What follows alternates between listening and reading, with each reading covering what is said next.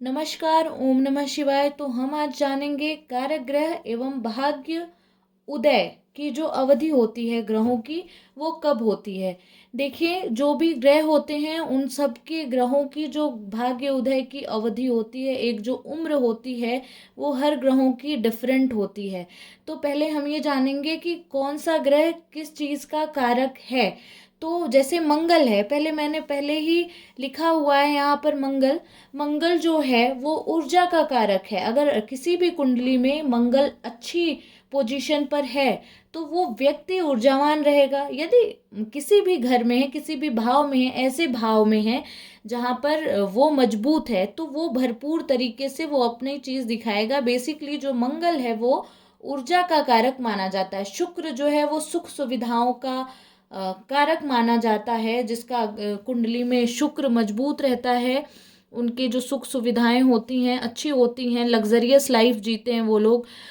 बुध जो है बुद्धि का कारक माना जाता है। बुध का किसी भी कुंडली में सही रहना बहुत आवश्यक है, क्योंकि यदि व्यक्ति अपनी बुद्धि ही इस्तेमाल नहीं हो करेगा, बुद्धिवान नहीं रहेगा, तो सारी चीज़ें होके क्या करेंगी।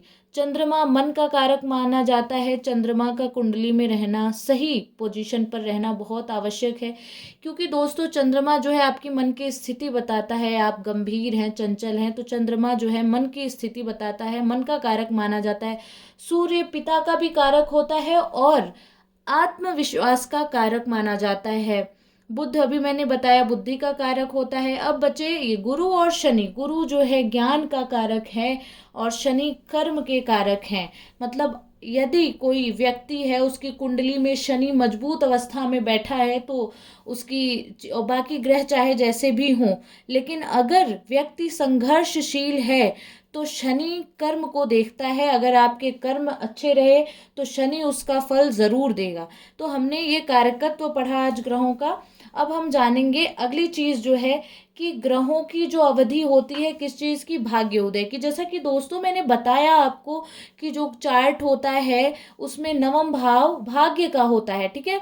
तो भाग्य में जो भी ग्रह रहेंगे, इन केस किसी के भाग्य भाव में मंगल है, तो उसका भाग्य उदय उस व्यक्ति की 28वें वर्ष में होगी। ठीक है, जब वो व्यक्ति 28 वर्ष पूरा कर लेगा अपनी आयु, तो उसका 28 वर्ष पूर्ण होते ही भाग्य उदय होगा। तो ऐसे ही सारे ग्रहों का अलग अलग टाइम है, अलग एज है। तो अगर किसी के नवम भाव में शुक्र बैठा है, तो मैंने यहाँ पे लिखा हुआ है कि 28 वर्ष मंगल के लिए है भाग्य उदय का, 25 वर्ष में शुक्र का भाग्य उदय होता है। मैंने पहले ही बताया दोस्तों कि भाग्य उदय का जो भाव है वो नवम भाव है। नवम भाव में से इनमें से कोई भी ग्रह बैठे हैं तो उसके जो आयु है उस हिसाब से, हर ग्रह की अलग भाग्य उदय की आयु है, उसकी अवधि अलग है। तो उस हिसाब से जो जातक है उसकी भाग्य उदय होगा उसका। तो मंगल 28 वर्ष में भाग्य उदय करता है, शुक्र 25 वर्ष में, बुध 32 वर्ष में, चंद्र 24 वर्ष, सूर्य 22 वर्ष और गुरु 16। सबसे कम देखिए गुरु की होती है और सबसे अधिक शनि की। मैं बताती हूँ अभी आपको। गुरु अगर नवम भाव में बैठा है तो उस व्यक्ति का, उस जातक का भाग्य उदय उसके 16 वर्ष पूर्ण होते ही शुरू हो जाता है, वहां से शुरू हो जाता है। शनि 36 वर्ष, ठीक है। तो वो डिपेंड करता है कि आपके भाग्य वाले भाव में कौन सा ग्रह बैठा हुआ है। तो सबसे कम जो भाग्य उदय का टाइम है कौन से ग्रह का है, गुरु का, और सबसे अधिक कौन सा है, शनि का है। ठीक है, तो हमने आज ये पढ़ा। अब अगली बार जो है अगला टॉपिक जो है कल हम पढ़ेंगे। इतना आज के लिए काफ़ी है। तो नमस्कार, शुभ रात्रि।